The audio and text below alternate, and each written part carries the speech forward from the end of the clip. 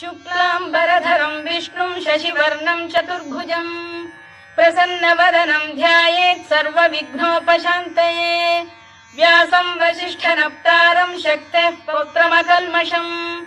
पराशरात्मजं वन्दे शुकतातं तपोनिधिं। व्यासाय विष्णुरूपाय व्यासरूपाय विष्णवे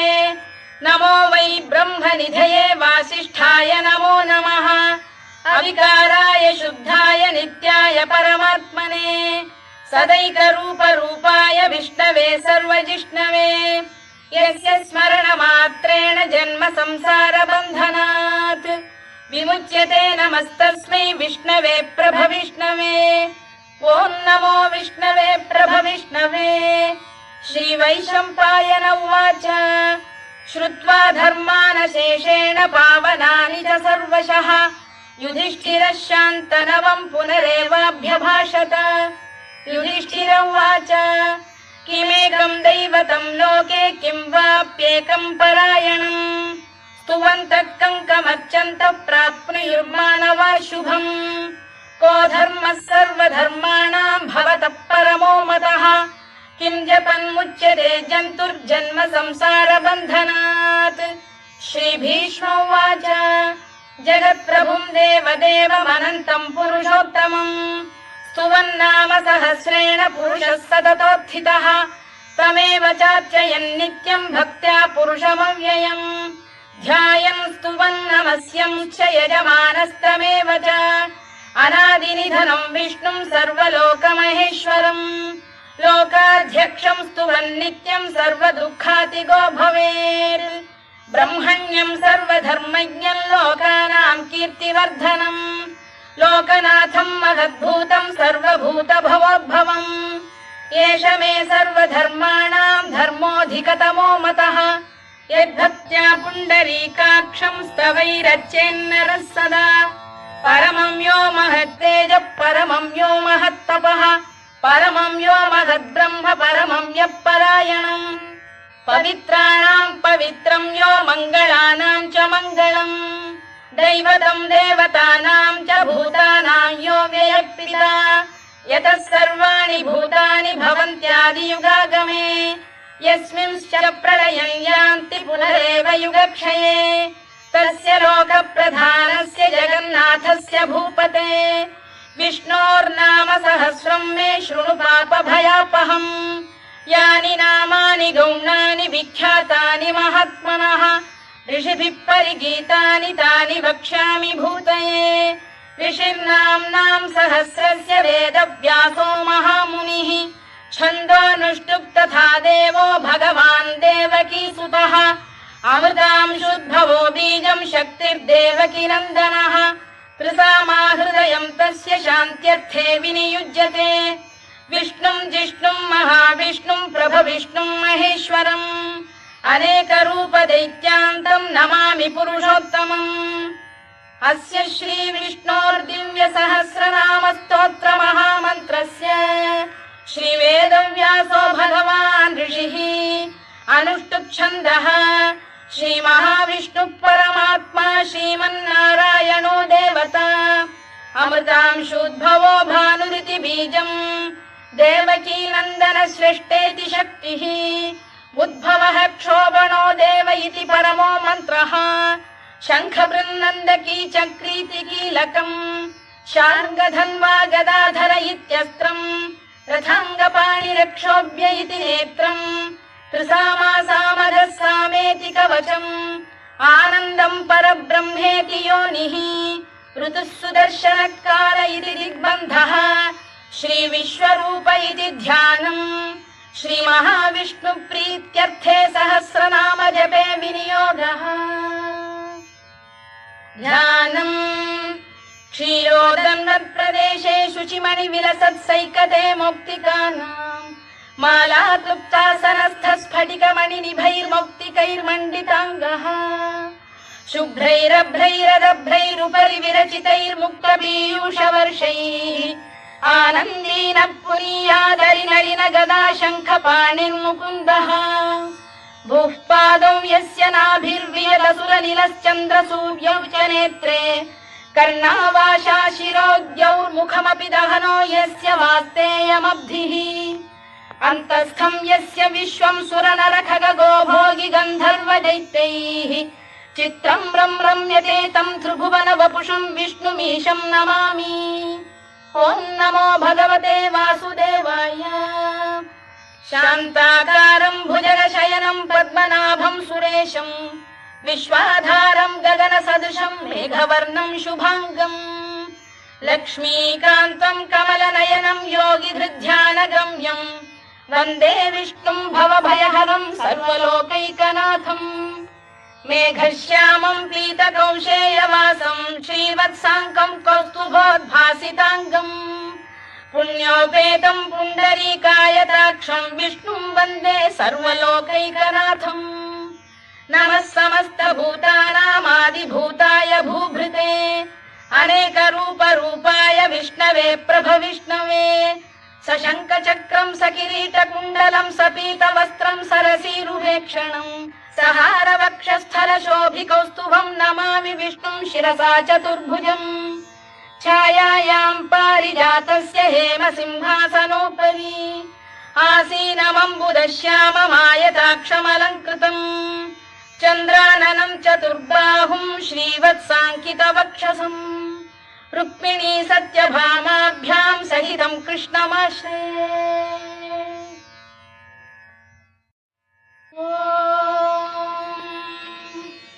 विश्वं विष्णुर्वषत्कारो भूतभव्य भवत्प्रभुः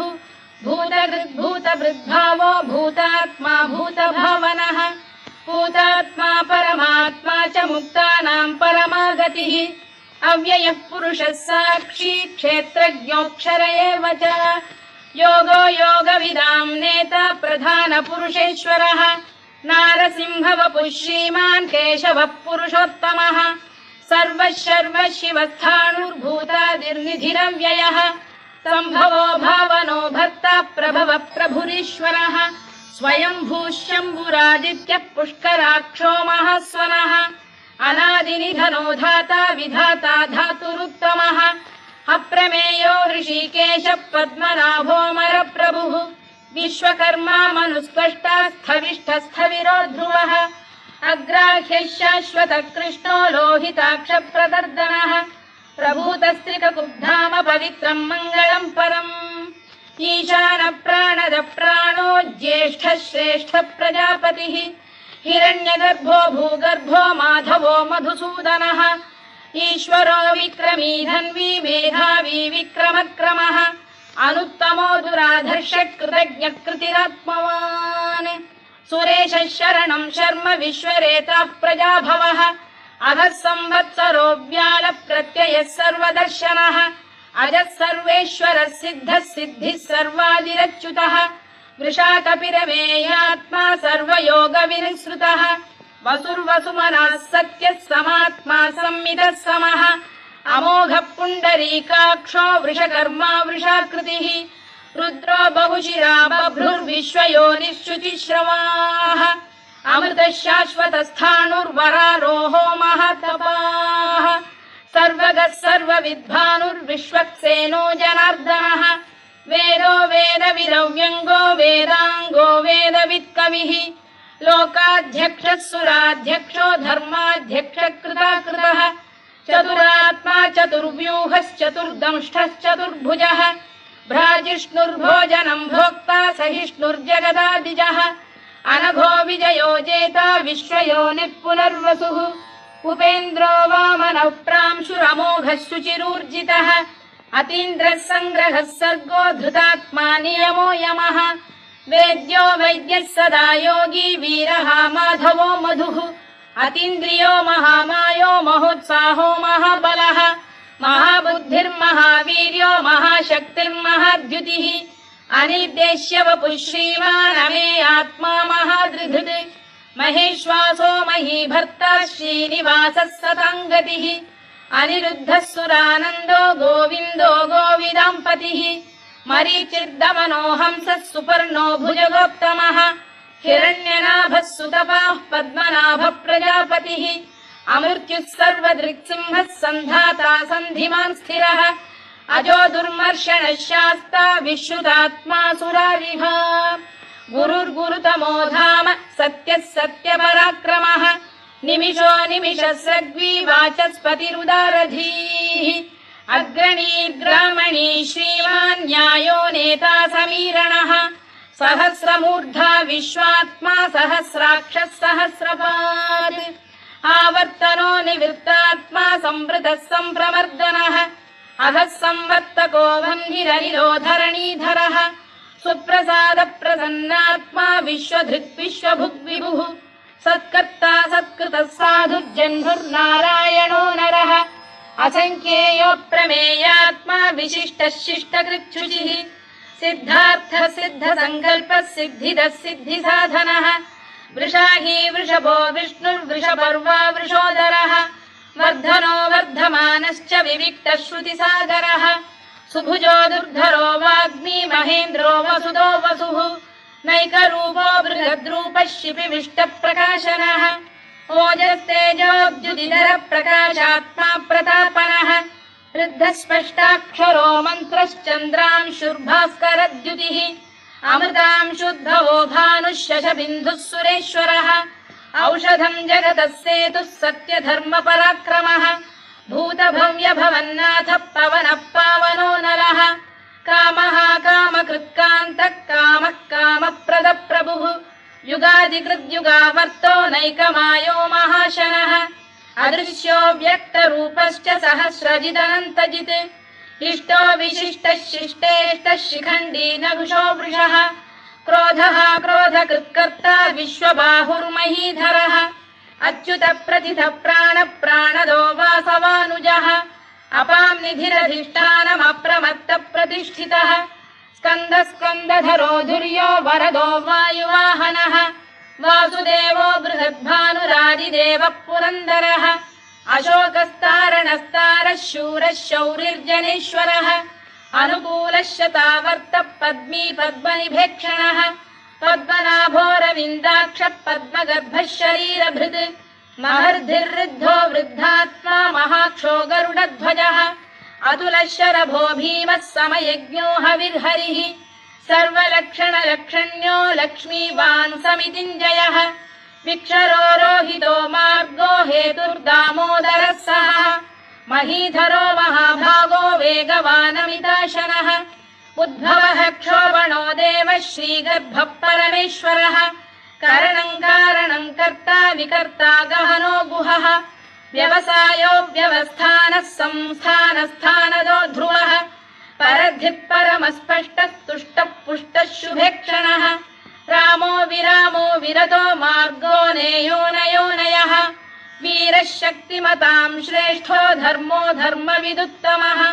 वैकुण्ठः पुरुषः प्राणदः प्रणवपृतुः हिरण्यगर्भः शत्रुघ्नो व्याप्तो वायुरधोक्षजः ऋतुः सुदर्शनकारः परमेष्ठी परिग्रहः उग्रः संवत्सरो दक्षो विश्रामो विश्वदक्षिणः विस्तारस्थावरस्थाणुः प्रमाणं बीजमव्ययम् अर्थोऽनर्थो महाकोशो महाभोगो महाधनः अनिर्विण्णस्थविष्ठो भूर्धर्मयूपो महामखः नक्षत्रनेमिर्नक्षत्री क्षमः क्षामः समीहनः यज्ञयुज्यो महेज्यश्च क्रतुः सत्रं सदाङ्गतिः सर्वदर्शी विमुक्तात्मा सर्वज्ञो ज्ञानमुत्तमम् सुव्रतः सुमुखः सूक्ष्मः सुघोषः सुखदः सुहृद् मनोहरो जितक्रोधो वीरबाहुर्विदारणः स्वापनः स्ववशो व्यापी नैकात्मा नैककर्मकृत् वत्सरो वत्सलो वत्सी रत्नगर्भोधनेश्वरः धर्मकृद्धर्मी सदसक्षरमक्षरम् अविज्ञाता सहस्रांशुर्विधाता कृतलक्षणः गभस्तिनेमिः सप्तस्तः सिंहो भूतमहेश्वरः आदिदेवो महादेवो देवेशो देवभृद्गुरुः उत्तरो गोपतिर्गोप्ता ज्ञानगम्यः पुरातनः शरीरभूतभृद्भोक्ता कपीन्द्रो भूरि दक्षिणः सोमपोऽमृतपः सोमः पुरुजिः पुरुषत्तमः विनयो जयः सत्यसन्धो दाशार्हः सात्वतां पतिः जीवो विनयिता साक्षी मुकुन्दो मितविक्रमः अम्भोनिधिरनन्तात्मा महोदधिशयोऽन्तकः अजो महार्घ स्वाभाव्यो जितामित्रप्रमोदनः आनन्दो नन्दनो नन्दः सत्यधर्मात्रिविक्रमः महर्षिः कपिलाचार्यः कृतज्ञो मेदिनीपतिः त्रिपदस्त्रिदशाध्यक्षो महाशृङ्गकृतान्तकृत् महावराहो गोविन्दः सुषेणः कनकाङ्गनी गुह्यो गभीरो गहनो गुप्तश्चक्रगदाधरः मेधास्वाङ्गोजितः कृष्णो दृढः सङ्कर्षणोच्युतः वरुणो वारुणो वृक्षः पुष्कराक्षो महामनाः भगवान् भगहानन्दी वनमाली हलायुधः आदित्यो ज्योतिरादित्यः सहिष्णुर्गतिसत्तमः सुधन्वाखण्ड परशुर्दारुणो द्रविणप्रदः दिवस्पृक् सर्वदृग्व्यासो वाचस्पतिरयो निजः त्रिसामासामगः साम निर्वाणम् भेषजम् भिषज सन्न्यासकृच्छमशान्तो निष्ठा शान्तिपरायणम् शुभाङ्गः शान्तिदः स्रष्टा कुमुदः कुवलेशयः गोहितो गोपतिर्गोप्ता वृषभाक्षो वृषप्रियः अनिवर्ती निवृत्तात्मा संक्षेप्ताक्षेमकृत् शिवः श्रीवत्सवक्षः श्रीवासः श्रीपतिः श्रीमताम्बरः श्रीधः श्रीशः श्रीनिवासः श्रीनिधिः श्रीविभावनः श्रीधर श्रीकर श्रेयः श्रीमान् लोकत्रयाश्रयः स्वक्षः स्वङ्गः शतानन्दो नन्दिर्ज्योतिर्गणेश्वरः विजितात्मा विधेयात्मा सत्कीर्तिश्चिन्न संशयः उदीर्णः सर्वतश्चक्षुरनीशः शाश्वतः स्थिरः भूषयो भूषणो भूतिर्विशोकः शोकनाशनः अर्चिष्मानर्चितः कुम्भो विशुद्धात्मा विशोधनः अनिरुद्धो प्रतिरथः प्रद्युम्नो मितविक्रमः कालनेमिनिः वीरः शौरिः शूरजनेश्वरः त्रिलोकात्मा त्रिलोकेशः केशवः केशिहा हरिः कामदेवः कामपालः कामी कान्तकृतागमः अनिर्देश्य वपुर्विष्णुर्वीरोऽनन्तो धनञ्जयः ब्रह्मण्यो ब्रह्मकृद्ब्रह्मा ब्रह्म ब्रह्मविवर्धनः ब्रह्मविब्राह्मणो ब्रह्मी ब्रह्मज्ञो ब्राह्मणप्रियः महाकमो महाकर्मा महातेजा महोरगः महाक्रतुर्महायज्वा महायज्ञो महाहविः स्तव्यस्तव प्रियस्तोत्रम् स्तुतिस्तोतारणप्रियः पूर्णः पूरयिता पुण्यः पुण्यकीर्तिरनामयः मनोजवस्तीर्थकरो वसुरेता वसुप्रदः वसुप्रदो वासुदेवो वसुर्वसुमनाहविः सद्गतिः सत्कृतिः सत्ता सद्भूतिः सत्परायणः शूरसेनो यदुश्रेष्ठः सन्निवासः सुयामुनः भूतावासो वासुदेवः सर्वासु निलयो नलः दर्पः दर्पदो दृप्तो दुर्धरोऽथा पराजितः विश्वमूर्तिर्महामूर्तिर्दीप्तमूर्तिरमूर्तिमान् अनेकमूर्तिरव्यक्तः शतमूर्तिः शताननः एकोनैकः स वक्र किं यत्तत्पदमनुत्तमम् लोकबन्धुर्लोकनाथो माधवो भक्तवत्सलः सुवर्णवर्णो हेमाङ्गो वराङ्गश्चन्दनाङ्गदी वीरः विषमः शून्यो घृता क्षीरचरश्चरः अमानी मानदो मान्यो लोकस्वामी त्रिलोकधृत् सुमेधा मेधजो धन्यः सत्यमेधाधराधरः तेजो वृषोद्युतिधरः सर्वशत्रभृताम्बरः प्रग्रहो निग्रहो व्यग्रो नैकशृङ्गो गदाग्रजः चतुर्मूर्तिश्चतुर्बाहुश्चतुर्व्यूहश्चतुर्गतिः चतुरात्मा चतुर्भावश्चतुर्वेदविदेकपात्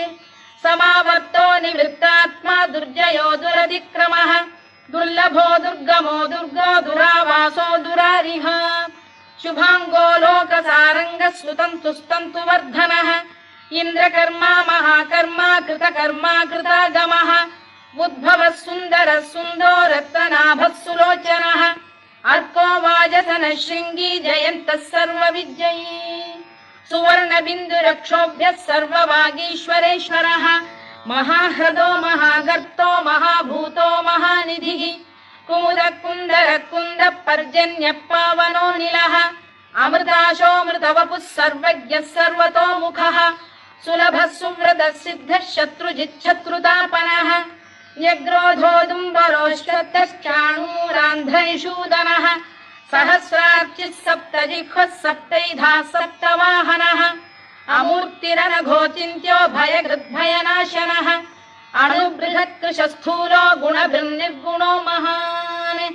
अधृतस्वधृतस्वास्य प्राग्वंशो वंशवर्धनः भारभृत्कथितो योगी योगीशः सर्वकामदः आश्रमश्रमणः क्षामः सुपर्णो वायुवाहनः धनुर्धरो धनुर्वेदो दण्डो दमयिता दमः अपराजितः सर्वसहो नियन्ता नियमो यमः सत्त्ववान् सात्विकः सत्यः सत्यधर्मपरायणः अभिप्रायप्रियार्होः प्रियकृत्प्रीतिवर्धनः विहाय सगदिर्ज्योतिः सुरुचिर्पुतभुग्विभुः रविर्विरोचनः सूर्यः सविता रविलोचनः अनन्तो हुतभुग्भोक्ता सुखदो नैकजोऽग्रजः अनिर्विण्णः सदामर्षी लोकाधिष्ठानमद्भुतः सनातनतमः कपिलः कपिरव्ययः स्वस्तिदः स्वस्तिकृत् स्वस्ति स्वस्ति भुक् स्वस्ति दक्षिणः आरौद्रः कुण्डली चक्री विक्रम्यूर्जितशासनः शब्दातिगः शब्दसः शिशिरः शर्वरीकरः अक्रूरपेशलो दक्षो दक्षिणः क्षमिणां वरः विद्वत्तमो वीतभयः पुण्यश्रवणकीर्तनः उत्तारणो दुष्कृतिः पुण्यो दुःस्वप्ननाशनः वीरः रक्षणः सन्तो जीवनपर्यवस्थितः अनन्तरूपोऽनन्तश्रीर्जितमन्युर्भयापहः चतुरश्रो गभीरात्मा विदिशो व्यादिशो दिशः अनादिर्भूर्भुवो लक्ष्मी सुवीरो रुचिराङ्गदः जननो जनजन्मादिर्भीमो भीमपराक्रमः आधारनिलयो धाता पुष्पहास प्रजागरः ऊर्ध्वगः सत्त्वथाचार प्राणद प्रणवप्रणः प्रमाणं प्राणनिलय प्राणभृत्प्राणजीवनः तत्त्वं तत्त्वविदेकात्मा जन्म मृत्युजरातिगः भूर्भुवः स्वस्तरुस्तारः सविता प्रपितामहः यज्ञो यज्ञपतिर्यज्वा यज्ञाङ्गो यज्ञवाहनः यज्ञभृद्यज्ञकृद्यज्ञी यज्ञभुग्यज्ञसाधनः यज्ञान्तकृद्यज्ञगुह्यमन्नमन्नादयेव च आत्मयोनिः स्वयं जातो वैखानः सामगायनः देवकीनन्दनः स्रष्टा क्षितीशः पापनाशनः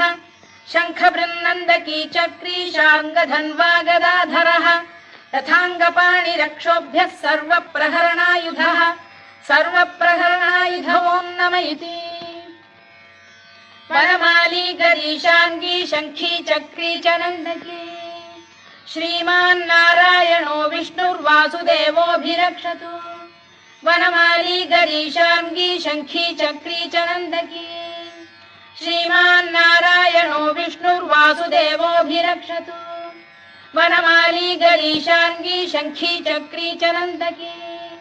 श्रीमान्नारायणो विष्णुर्वासुदेवोऽभिरक्षतु इतीदं कीर्तनीयस्य केशवस्य महात्मनः नाम्नां सहस्रं दिव्यानामशेषेण प्रकीर्तितम् य इदं शृणुयात् नित्यं यश्चापि परिकीर्तयेत् नाशुभं प्राप्नुयात् किञ्चित् सोमुत्प्रेह च मानवः वेदान्तको ब्राह्मणः स्यात् क्षत्रियो विजयी भवेत् वैश्यो धनसमृद्धः स्यात् शूद्रः सुखमवाप्नुयात् धर्मार्थी प्राप्नुयात् धर्ममर्थार्थी चार्थमाप्नुयात् कामानवाप्नुयात् कामी प्रजार्थी चाप्नुयात् प्रजाम् भक्तिमान् यः सदोत्थाय शुचिस्तद्गतमानसः सहस्रं वासुदेवस्य नाम्नामेतत्र कीर्तयेत् यशः प्राप्नोति विपुलं याति प्राधान्यमेव च अचलां श्रियमाप्नोति श्रेयः प्राप्नोत्यनुत्तमम् न भयं क्वचिदाप्नोति वीर्यं तेजश्च विन्दति भवत्यरोगोद्युतिमान् बलरूपगुणान्वितः रोगार्तो मुच्यते रोगात् बद्धो मुच्येत बन्धनात् भयान्मुच्येत भीतस्तु मुच्येतापन्न आपदः दुर्गाण्यतितरत्याशु पुरुषः पुरुषोत्तमम् सुवन्नाम सहस्रेण नित्यं भक्तिसमन्वितः वासुदेवाश्रयो मर्त्यो वासुदेवपरायणः सर्वपापविशुद्धात्मा याति ब्रह्म सनातनम् न वासुदेव भक्तानामशुभं विद्यते विद्यते क्वचित् जन्म मृत्युजरा व्याधि भयं नैवोपजायते इमं स्तवमधीयानः श्रद्धा भक्ति समन्वितः युज्येतात्मसुखक्षान्ति श्रीधृति स्मृति कीर्तिभिः न क्रोधो न च मात्सर्यं न लोभो न शुभामतिः भवन्ति कृतपुण्यानां भक्तानां पुरुषोत्तमे द्यौस चन्द्रार्कनक्षत्राखं दिशो भूर्महो दधिः वासुदेवस्य वीर्येण विधृतानि महात्मनः ससुरासुरगन्धर्वं स यक्षोरगराक्षसम् जगत्वशे वर्ततेदं कृष्णस्य सचराचरम् इन्द्रियाणि मनो बुद्धिः सत्त्वं तेजो बलं धृतिः वासुदेवात्मकान्याहुः क्षेत्रं क्षेत्रज्ञ एव च सर्वागमानामाचार प्रथमं परिकल्पते आचार प्रभवो धर्मो धर्मस्य प्रभुरच्युतः ऋषयः पितरो देवा महाभूतानि धातवः जङ्गमा जङ्गमं चेदं जगन्नारायणोद्भवम् योगो ज्ञानं तथा साङ्ख्यं विद्या शिल्पादिकर्म च वेदाः शास्त्राणि विज्ञानमेतत् सर्वं जनार्दनात् एको विष्णुर्महद्भूतं पृथग्भूतान्यनेकशः त्रीन् लोकान् व्याप्य भूतात्मा भुङ्क्ते विश्वभुवव्ययः इमं स्तवं भगवतो विष्णोर्व्यासेन कीर्तितम् पठेद्य इच्छेत् पुरुषः श्रेयत् प्राप्तुं सुखानि च विश्वेश्वरमजं देवं जगतः प्रभुमव्ययम् भजन्ति ये पुष्कराक्षं न ते यान्ति पराभवम् न ते यान्ति पराभवम् ओन्नम इति अर्जुनोवाच पद्मपत्र विशालाक्ष पद्मनाभ सुरोत्तमा भक्तानामनुरक्तानां त्राता भव जनार्दन श्रीभगवानुवाच यो मां नाम सहस्रेण स्तोतुमिच्छति पाण्डव सोऽहमेकेन श्लोकेन स्तुत एव न संशयः स्तुत एव न संशयोन्नम इति व्यास उवाच वासनाद्वासुदेवस्य वासितं भुवनत्रयम् सर्वभूतनिवासोऽसि वासुदेव नमोऽस्तु ते वासुदेव नमोऽस्तु ते ओन्नम इति पार्वत्युवाच केनोपायेन लघुना विष्णोर्नाम सहस्रकम् पठ्यते पण्डितैर्नित्यं श्रोतुमिच्छाम्यहं प्रभो ईश्वर उवाच श्रीराम राम रामेति रमे रामे मनोरमे सहस्रनाम तत्तुल्यं राम नाम वरानने श्रीराम राम रामेति रमे रामे मनोरमे सहस्रनाम तत्तुल्यं राम नाम वरानने श्रीराम राम रामेति रमे रामे मनोरमे सहस्रनाम तत्तुल्यं राम नाम वरानने राम नाम वरानन ओन्नम इति ब्रह्मोवाच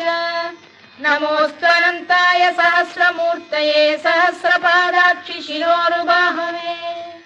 सहस्रनाम्ने पुरुषाय शाश्वते सहस्रकोटियुगधारिणे नमः सहस्रकोटियुगधारिणे नमः ओन्नम इति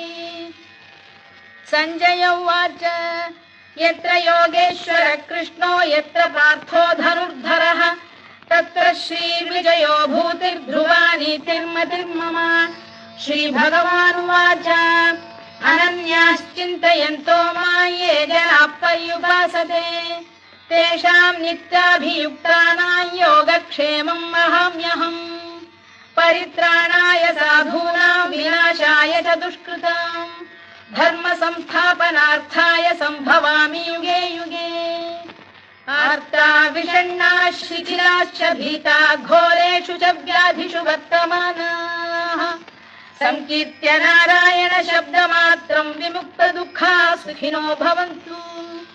कायेन वाचा मनसेन्द्रियैर्वा बुद्ध्यात्मना वा प्रकृते स्वभावात्